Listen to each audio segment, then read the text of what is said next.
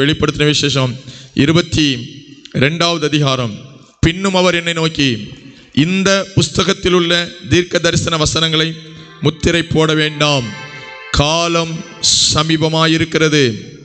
அநியாயம் செய்கிறவன் இன்னும் அநியாயம் செய்யட்டும், அசுத்தமாயிருக்கிறவன் இன்னும் அசுத்தமாயிருக்கட்டும், நீதியுள்ளவன் இன்னும் நீதி செய்யட்டும், பரிசுத்தம் உள்ளவன் இன்னும் பரிசுத்தமாகட்டும்.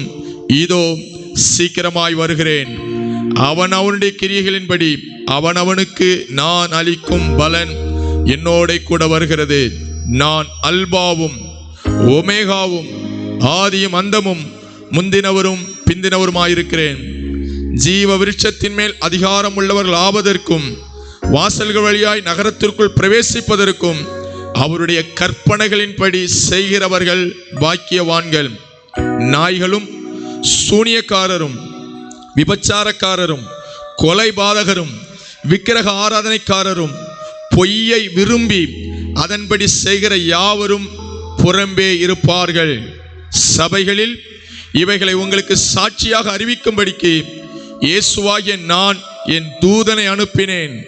நான் தாவீதின் வேரும் சந்ததியும் பிரகாசமுள்ள விடிவெள்ளி நட்சத்திரமாய் இருக்கிறேன் என்றார்.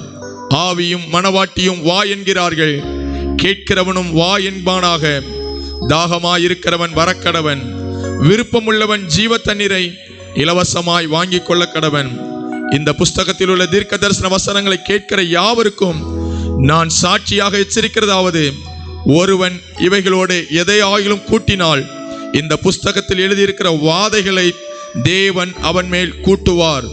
ஒருவன் இந்த தீர்க்க தரிசன புஸ்தகத்தின் வசனங்களிலிருந்து எதையாகிலும் எடுத்து போட்டால் ஜீவ புஸ்தகத்தில் இருந்தும் பரிசுத்த நகரத்தில் இருந்தும் இந்த புஸ்தகத்தில் எழுதப்பட்டவர்களில் இருந்தும் அவனுடைய பங்கை தேவன் எடுத்து போடுவார்.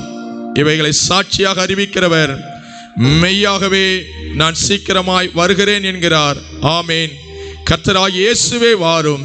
நம்முடைய கர்த்தராகிய இயேசு கிறிஸ்துவின் கிருபை உங்கள் அனைவரோடும் கூட இருப்பதாக. ஆமேன்.